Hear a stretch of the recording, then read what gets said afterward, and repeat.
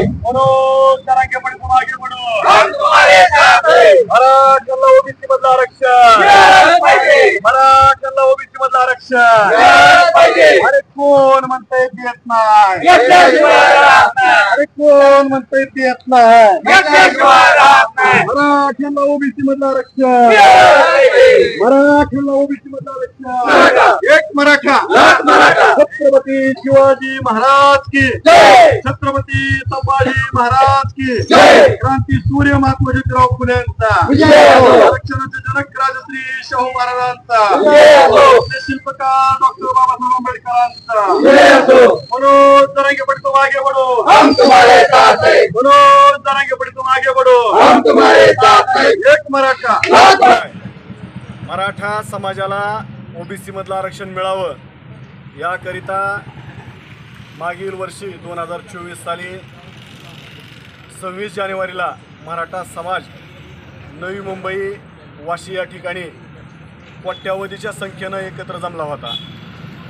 सरकारनं त्यावेळेस सगळे सोयऱ्याच्या अध्यादेशाचा मसुदा तयार करून मराठ्यासमोर आणला आणि सरकारनं मराठ्याला आश्वासन दिलं की पुढच्या 15 दिवसामध्येच आम्ही या अध्यादेशाचं रूपांतर कायद्यामध्ये करू आणि मराठा समाजाला ओबीसी मधले सगळ्याला कुणबी दाखले द्यायची व्यवस्था करू.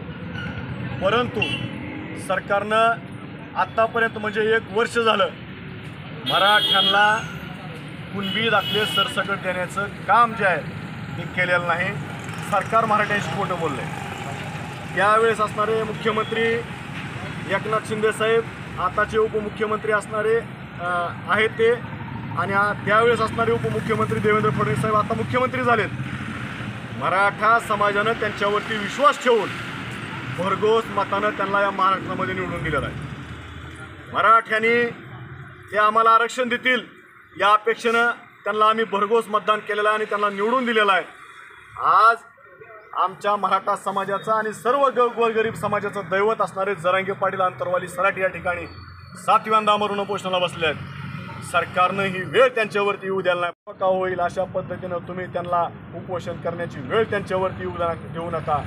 म्हणून आज आम्ही बार्शी तहसील कार्यालयासमोर जरांगे पाटील यांच्या समर्थनार्थ, त्याचबरोबर मराठा समाजाला ओबीसी मधलं आरक्षण मिळावं त्या ठिकाणी असणारा सगळे सोयरे हा कायद्याच्या अध्यादेशाचं कायद्यामध्ये रूपांतर करावं यासाठी आम्ही आमरण उपोषणाला बसलेलो आहोत.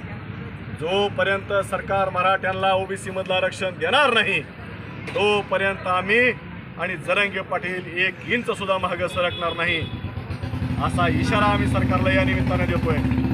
याचबरोबर हे सरकार नेहमी म्हणत असतंय आम्ही हिंदुत्ववाद्यांचं सरकार आहे. आमचा या सरकारला प्रश्न आहे, मराठे हिंदू आहेत का नाहीत? जर मराठे हिंदू असतील तर त्यांना आरक्षण तुम्ही का देत नाहीत असा प्रश्न सुद्धा आम्ही या बार्शीतून जरांगे पाटलांच्या माध्यमातून विचारत आहोत. त्याचबरोबर आमची सरकारला एक विनंती आहे की तुम्ही सातत्यानं शाहू फुले आंबेडकरांचा, शिवाजी महाराजांचा महाराष्ट्र आणि आम्ही सरकार त्या विचारानं चालवतो असं तुम्ही म्हणताय. ज्या छत्रपती शिवाजी महाराजांच्या राजधानी रायगडावरती गेल्यानंतर रायगडावरती राजसदरेवरती जर तुम्ही एखादी तक्रार सांगितली, राजसदरेपासून रायगडावरील शिवाजी महाराजांच्या सिंहासनापर्यंत जाऊस्तोवर त्या ठिकाणी त्या शंकेचं निरसन झालेलं असायचं, ते त्या ठिकाणी प्रश्न सोडवलेले असायचे. परंतु अशा कोणत्याही प्रकारचं काम या सरकारनं केलेलं नाही. म्हणून आमची या सरकारला विनंती आहे की तुम्ही जर शाहू फुले आंबेडकरांचं नाव घेत असाल तर त्या ठिकाणी फुलेंचा त्याग, त्या ठिकाणी शाहू महाराजांचा विचार आणि डॉक्टर बाबासाहेब आंबेडकरांचा कायदा कानून तुम्ही विसरला का काय असा प्रश्न आमचा या सरकारला आहे.